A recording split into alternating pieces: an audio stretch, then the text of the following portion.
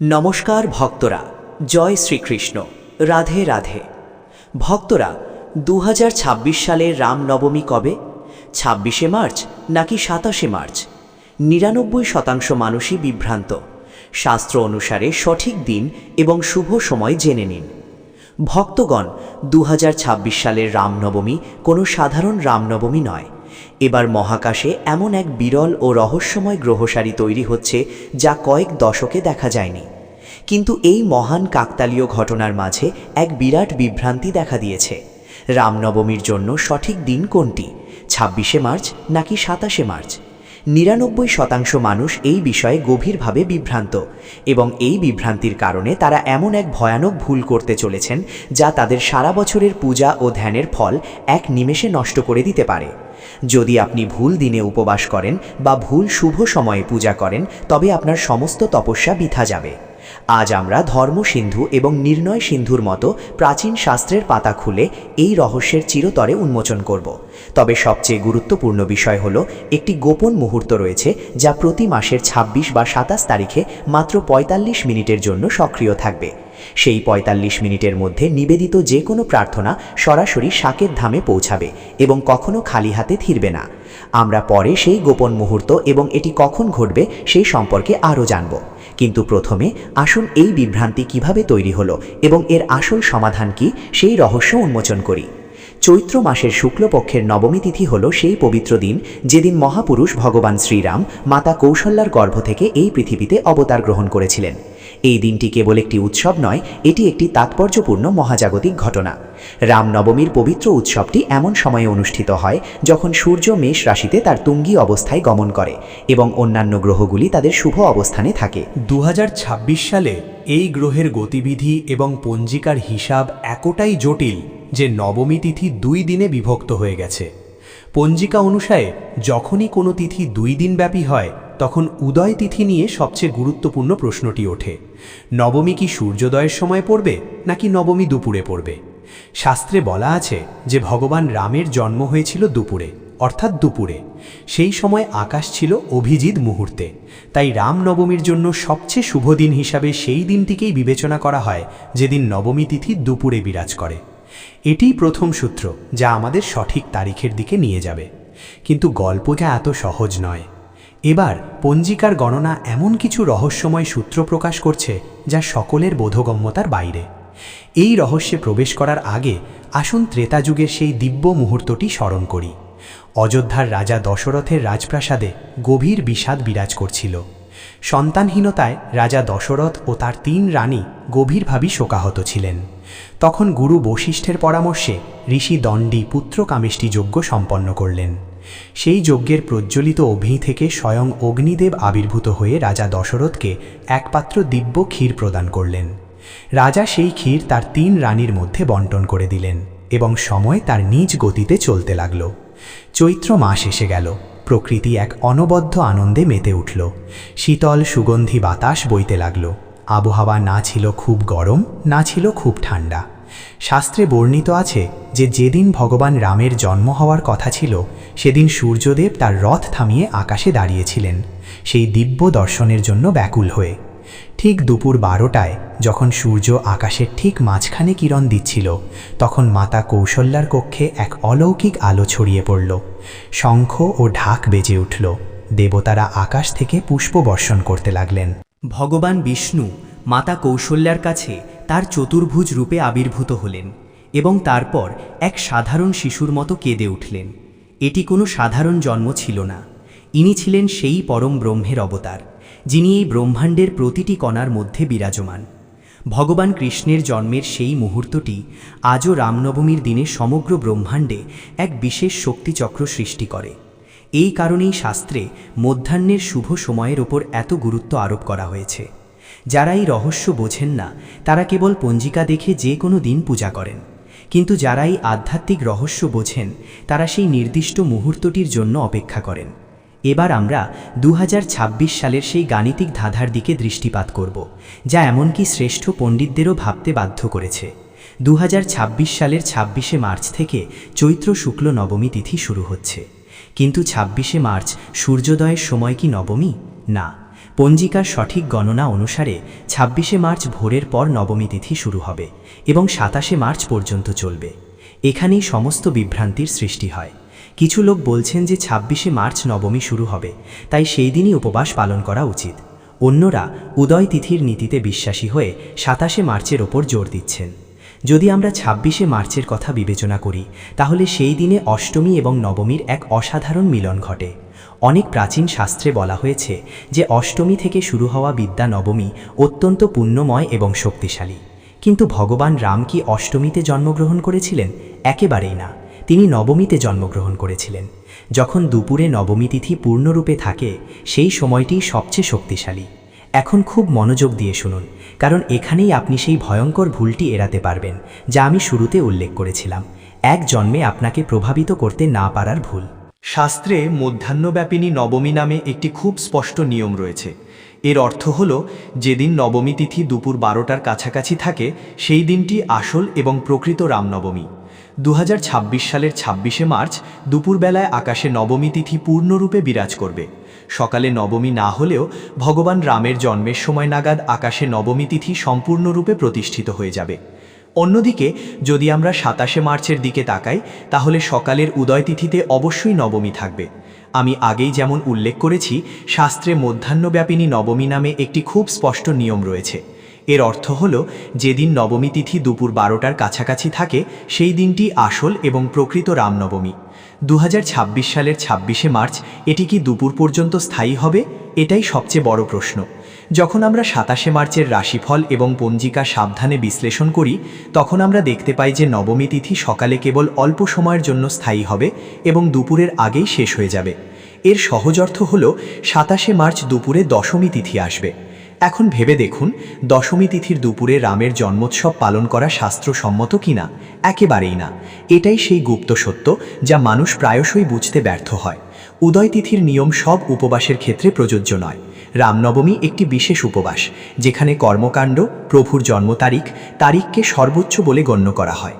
অতএব শাস্ত্রের কঠোর নিয়ম এবং নির্ণয় সিন্ধু ও ধর্মসিন্ধুর প্রামাণ্য শ্লোক অনুসারে ২০২৬ সালের ২৬শে মার্চ রামনবমী মহাব্রত ও উৎসব পালন করা সম্পূর্ণরূপে শাস্ত্রসম্মত এবং অত্যন্ত ফলপ্রসূ হবে। যারা ২৭শে মার্চ উপবাস পালন করবেন, তারা অজ্ঞাতবশত দশমী তিথির প্রভাবে পড়বেন এবং নবমীর দিব্যশক্তি কখনো লাভ করবেন না। এবার সেই সবচেয়ে রহস্যময় এবং শক্তিশালী মুহূর্তটি নিয়ে কথা বলা যাক, যার কথা আমি শুরুতে আপনাদের বলার প্রতিশ্রুতি দিয়েছিলাম। ২০২৬ সালের ২৬শে মার্চ যখন আপনি উপবাস পালন করবেন এবং পূজার প্রস্তুতি নেবেন, তখন আপনাকে একটি নির্দিষ্ট সময়ের প্রতি অত্যন্ত সচেতন হতে হবে। এই সময় মহাজাগতিক শক্তি তার সর্বোচ্চ শিখরে থাকে। এটি একটি অমূল্য ৪৫ মিনিট, যখন স্বর্গ থেকে আশীর্বাদ বর্ষিত হয়। এটি অভিজিৎ মুহূর্তের মধ্যভাগ। ২৬শে মার্চ সকাল ১১:২০ থেকে দুপুর ১:১০ পর্যন্ত পূজার জন্য সবচেয়ে শুভ সময় হবে। তবে এর মধ্যবর্তী সময়, ঠিক দুপুর ১২টার সময়টি সবচেয়ে জাগ্রত সময়। সকাল ১১:৪৫ থেকে দুপুর ১২:৩০ পর্যন্ত এই অলৌকিক ৪৫ মিনিটের সময়কালে আপনার মূল পূজা করা উচিত। এই সময় আপনি যে মন্ত্রই জপ করুন বা যে প্রার্থনাই করুন না কেন, তা শতগুণে বৃদ্ধি পেয়ে আপনার কাছে ফিরে আসবে। এই সময়ে ধ্যান করলে মনের সমস্ত অন্ধকার দূর হয় এবং সরাসরি ভগবান শ্রীরামের অসীম আশীর্বাদ বর্ষিত হয়। এই বিশেষ মুহূর্তে পূজার পদ্ধতিও খুব নির্দিষ্ট এবং নির্ভুল। খুব ভোরে ঘুম থেকে উঠে স্নান করুন, পরিষ্কার এবং সম্ভব হলে হলুদ রঙের পোশাক পরুন।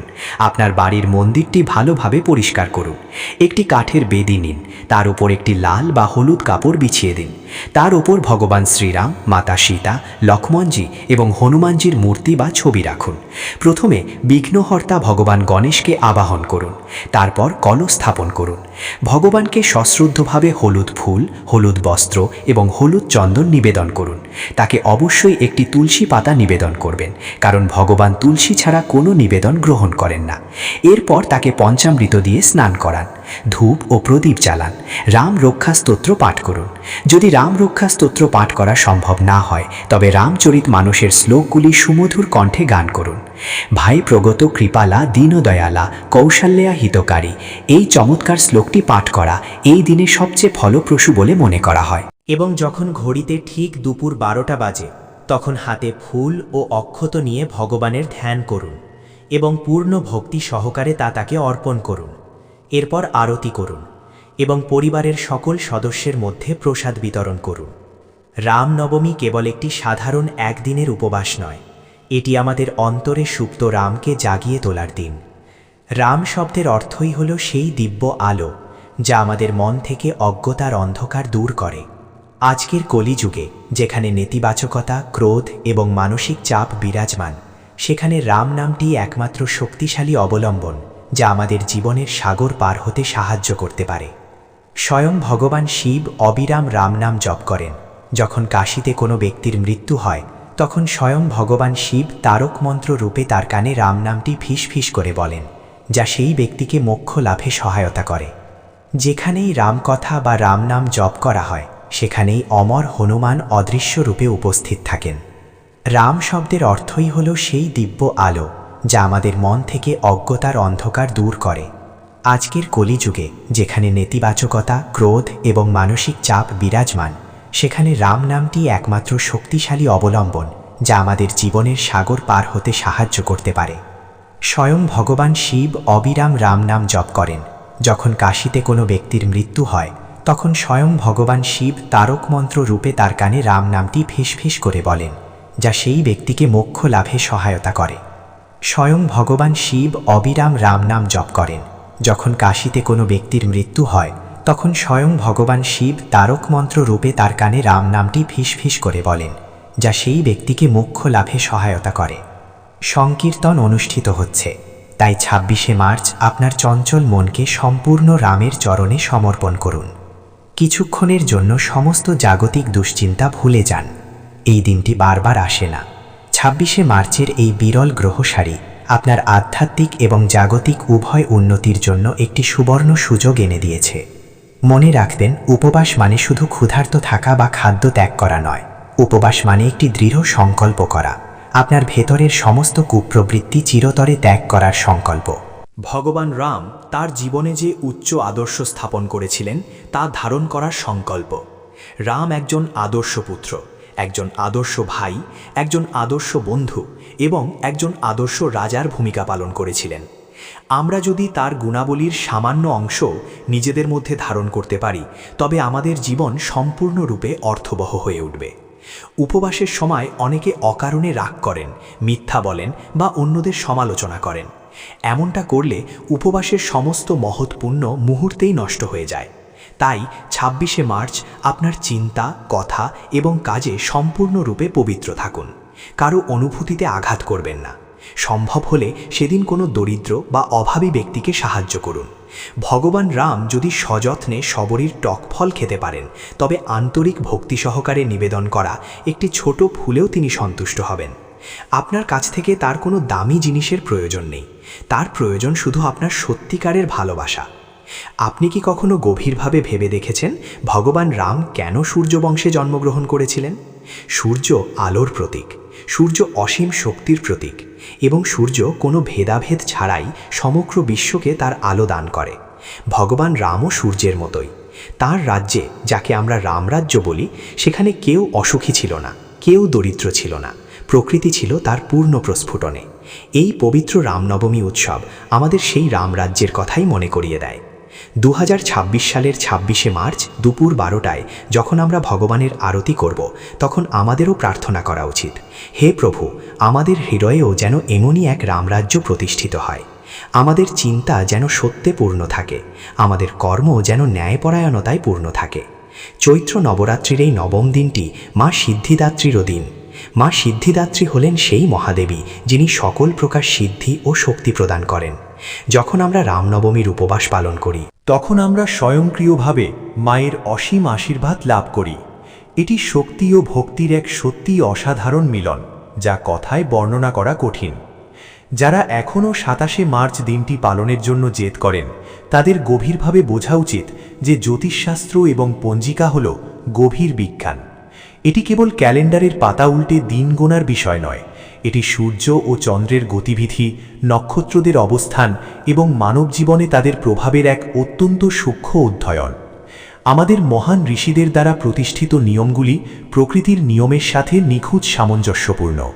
দুপুরে যখন সূর্য তার সমস্ত তেজ নিয়ে কিরণ দেয় তখন বায়ুমণ্ডলে তম ও রজর প্রভাব ন্যূনতম থাকে এবং সৎগুণ ভালো গুণাবলী সর্বাধিক বিরাজ করে।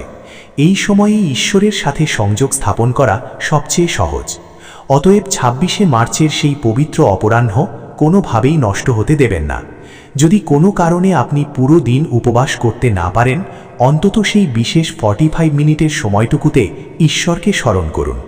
একটি ঘিয়ের প্রদীপ জ্বালান এবং আন্তরিকভাবে ওম রামায় নমঃ জপ করুন। এই সামান্য প্রচেষ্টাও আপনার জীবনে এক গভীর পরিবর্তন আনতে পারে। অতএব এটা এখন সম্পূর্ণ স্পষ্ট যে ২০২৬ সালের ২৬শে মার্চ রামনবমীর মহান উৎসব পালিত হবে। এখন আপনার মনে কোনো সন্দেহ থাকা উচিত নয়।